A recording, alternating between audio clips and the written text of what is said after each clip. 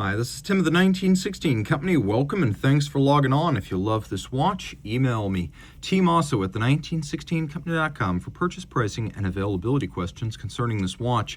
And this watch may be the sharpest looking Vacheron Constantin Overseas Chronograph ever made. Second generation watch, deep stream style steel with titanium bezel. This was a 2015 limited edition of 340 pieces.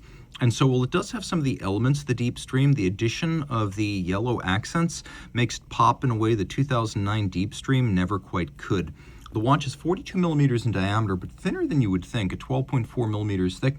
It's 50.6 lug-to-lug, and it wears nicely on my 16 centimeter circumference wrists. Look at the angular downturn of the lugs. One of the reasons, along with the thinness of the watch overall, that it wears so well is the downward angling of the lugs. So it wears beautifully on my wrist, and I would say you could probably wear this on a wrist as small as 15 centimeter circumference because I've got clearance on both sides. It's also very low. It actually sits lower than its measured thickness because the case back is cupped, so figure this will slide underneath any kind of a cuff. It's a sports watch, make no mistake. 150 meters water resistant, 25,000 ampere per meter anti-magnetic, but being a Vacheron, it has an inherent grace that makes it viable as a dress watch if you wish, and you can put it right on the leather strap and make it so. This is the rubber strap, so if you want to avail yourself of that 150 meters of water resistance, this is the strap to do it.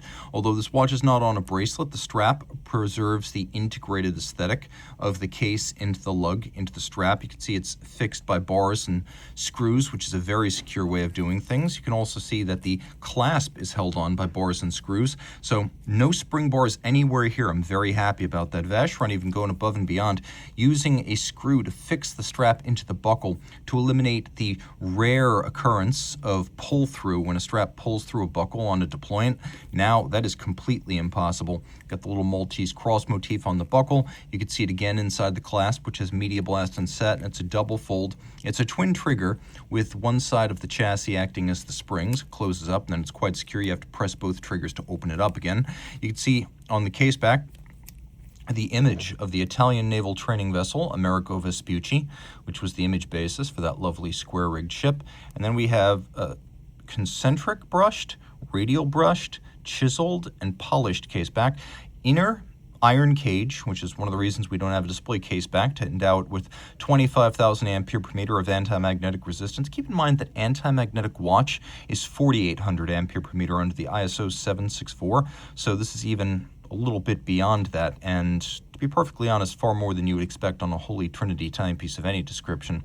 Also important to mention, the movement inside is a Frederic Piguet 1185 doing business as Vacheron caliber 1137.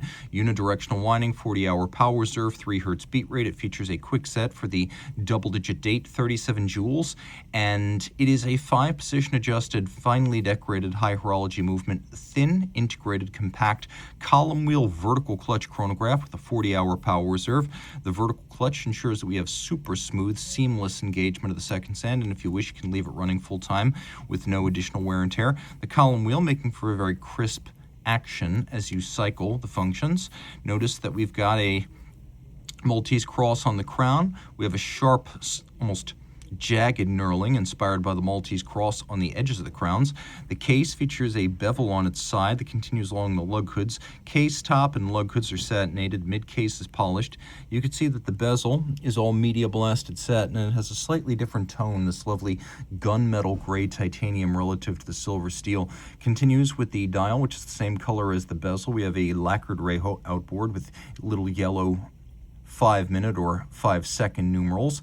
And then we have a center dial that's sort of a matte anthracite with dark black registers, including a big eye style minutes, because they reckon that it's more important to be able to read chronograph minutes than chronograph hours or running seconds. We have applique white gold hands indices and Vacheron logo. And we do not have hacking. That's probably the only feature this movement lacks. But we do have a crisp quick set, so you can rapidly cycle that double-digit date. A feature of the first and second generation overseas chronographs. It went away with the third generation. I think everyone misses it. So if you love this watch, and I sure do, reach out to Team Mosso at the1916company.com for purchase and pricing details.